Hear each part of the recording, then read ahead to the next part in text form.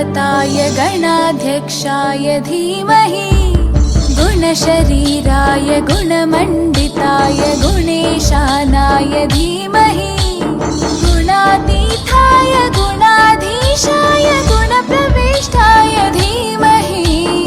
एकदन्ताय वक्रतुण्डाय गौरीतनयाय धीमहि गजेशानाय भालचन्द्राय श्रीगणेशाय धीमहि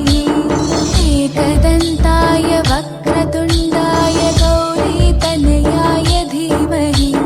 गजेशानाय भालचन्द्राय श्रीगणेशाय धीमहि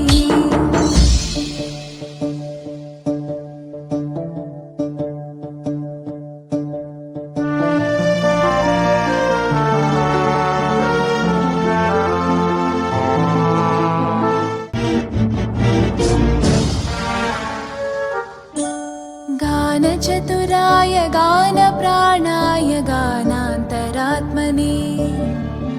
गानोत्सुकाय गानमत्ताय गानोत्सुकमनसे गुरुपूजिताय गुरुदैवताय गुरुकुलस्थायिने गुरुविक्रमाय गुह्यप्रवराय गुरवे गुणगुरवे गुरुदैत्यकलक्षेत्रे गुरुधर्मसकाराध्याय गुरुपुत्रपरित्रात्रे गुरुपाखण्डकण्टकाय गीतसाराय गीततत्त्वाय गीतगोत्राय धीमहि